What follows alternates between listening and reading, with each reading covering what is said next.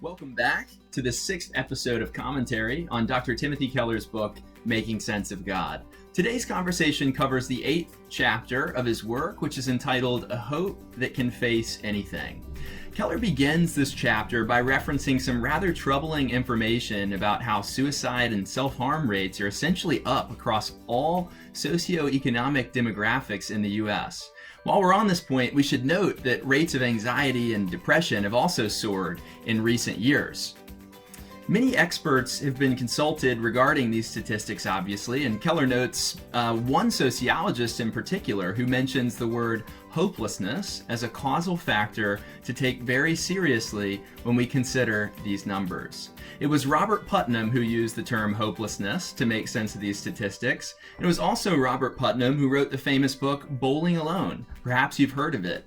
Very popular in the 90s and early 2000s, this book addresses the extent to which our social fabric as a society seems to be unraveling as we're spending more time in isolation just doing our own thing and pursuing a thoroughly materialist, consumerist view of the American dream, which both creates this unsustainable desire for more and causes us to spend less time civically engaged with others in the ways that might better fill our human spirit.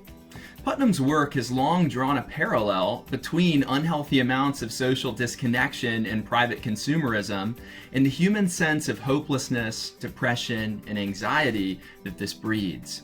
Keller believes that this is right to a large extent, but obviously being someone who emphasizes the significance of spiritual life much more than Putnam does in his book, Dr. Keller's solution is going to be more complex than merely becoming more socially integrated and less self-absorbed when it comes to our spending habits, as important as these factors are for Dr. Keller. In fact, we shouldn't actually underplay their significance for him or for our lives in general. In particular, Dr. Keller believes that many various forms of private consumerism can become what he calls idols of the heart, which distract us from our ultimate purpose in life, creating the very sense of despair when the novelty of our material acquisitions rubs off that can lead us to feel that hopelessness that Putnam talks about. Stuck in this cycle, many of us, like Bono, may find ourselves saying, I still haven't found what I'm looking for. Dr. Keller provides more evidence to legitimate his claims about contemporary human hopelessness than just the rates of suicide and self-harm that we've been discussing up till now.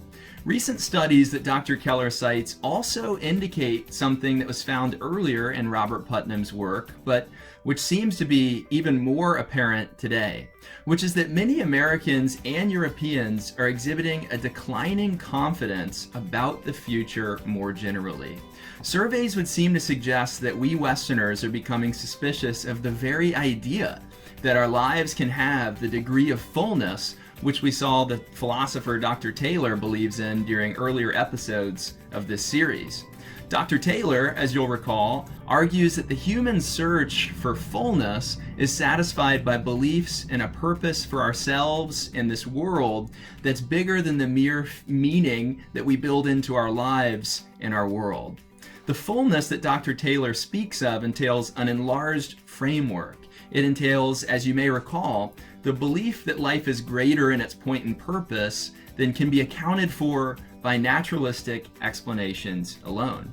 Now, arguing that we're irreducibly hope-based creatures, Dr. Taylor and Dr. Keller aim to restore our sense of hope in a life of fullness, but not just a general hopefulness, to be clear, based on sunshine, rainbows, or some form of unrealistic optimism.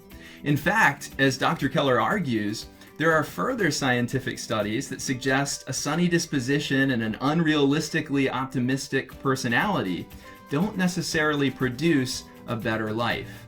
As much as Norman Vincent Peale would have us simply just believe in and practically live out the tenets of his book, The Power of Positive Thinking, the kind of hope we need is something deeper, Keller argues. Keller says that our hope needs to lie in a divine story for our lives that we believe we're being called into, a journey or a religious quest, so to speak, that leads us somewhere, to some final end or destination. And aren't these the very stories that draw our hearts in the first place? Stories like Lord of the Rings, for example. As storytelling creatures, we all need to experience the hope that comes from believing we're setting out on a quest for the good life, or the life worth living. And how can a life be worth living without some ultimate point we intend to reach, or without some sense of self-transcendent purpose that's perhaps even bigger than what we can conceptualize in the here and now, Keller wonders. We are future-oriented beings, he argues, and so we can't live without at least an implicit set of beliefs that our lives are building towards some end, some hope to which our actions are contributing. Now, Keller believes that we in the West have largely lost hope because we've replaced what he believes is an eternal source of hope that humans can have in an eternal and loving God with a myth that we've discussed already in previous episodes. And what's more, Dr. Keller indicates that we're slowly coming to believe in that this myth has actually replaced the role of God in our search for an optimistic future outlook less and less. Specifically, Dr. Keller argues that when we replace hope that can be found in God with a hope in the secular ideal of progress, we lose confidence in our ultimate future to the extent that our history does not seem to be quite as linear and upward trending as the secular myth of progress seems to suggest that it is. This myth, this secular ideal of progress, with its salvific vision of science, education, and social policy, seems to be more hopeful in the early years of the 20th century, before the great wars during that century broke out. But these occurrences checked that myth, causing us to lose optimism in the belief of the linear progress of human history, and in the belief that the resources at humans' disposal would continue to be used for better and better ends. It was the very technological advancements we believed could cause us to progress as a species that hundreds of millions of human beings died at the hands of in the 20th century. And this has caused us to lose faith in the secular religion's narrative of progress. And what's more, the way that big businesses are hoarding billions of dollars for a rainy day seems to be evidence of this fact that many of us who hold privileged information in our society believe that what Keller calls nightmare scenarios might be around the corner for us. Things such as pandemics, global economic collapse, climate change disasters, cyber attacks, and so on. When economic experts were being consulted about this unparalleled situation of big business hoarding, the answer they gave was that people no longer had the same confidence that the future will see the kind of progress we've been used to believing in the past, it's argued. Rather, they believed that it's not a matter of if these nightmare scenarios will come about, but when.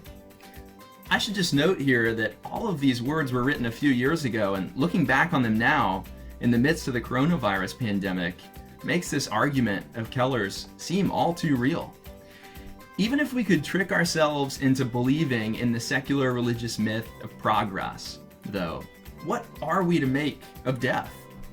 Remember that the secular ideal of progress only gives us a hope in this world, which means death still meets all of us like a closed door, as Camus so famously says.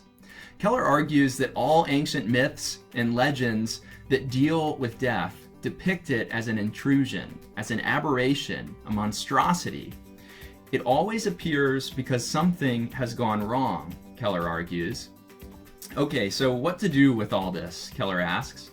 All of this sounds kind of negative, right? You might be wondering at this point, wasn't this chapter and this episode supposed to be about hope? Absolutely. But Keller wants to mine the depths of this dead-end road of the secular ideal of progress first. He wants to encourage people to turn back to the fork in the road, so to speak, and go the other way. Well then, what is the other way? Doesn't hope have to rest in at least some kind of ideal of progress? At least that's what we've been taught to believe. And what are we to make of this possibility if Keller and the economists are right about future nightmare scenarios that are certainly to be encountered in our future?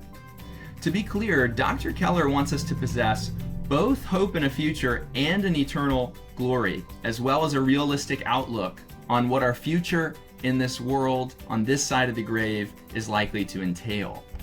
Because we still live in a world that has not yet been brought to its state of future and eternal glory, Keller finds that on this side of the grave, what we can have hope in is the brief and often subtle signs or longings for a future where we believe everything might be made right. To quote the words of C.S. Lewis, he says, if we find ourselves with a desire that nothing in this world can satisfy, the most probable explanation is that we were made for another world.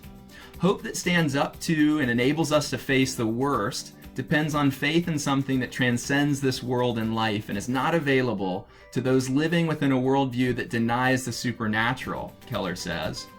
Only this kind of hope will do, he thinks.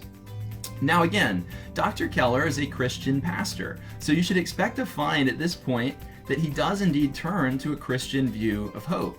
Having examined many other options and religious traditions in his life, however, he strongly feels that the Christian view of hope in history offers the best and most realistic solution to the problems that we've been addressing up till now.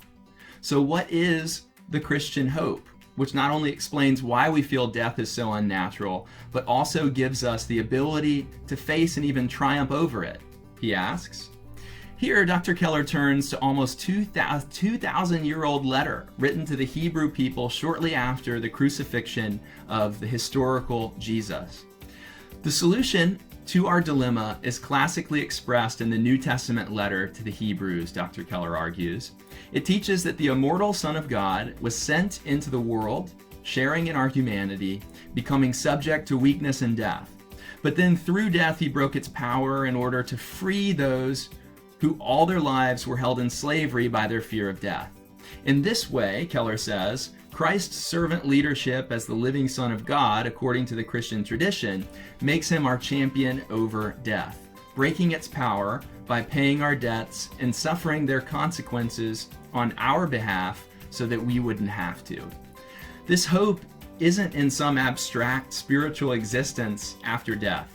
It's personal and concrete, Keller argues. While other traditions say we may exist in some kind of eternal phantom or spirit state, released from our sufferings and one with the all-soul or something like this, Christianity teaches that we will have new bodies in a concrete sense.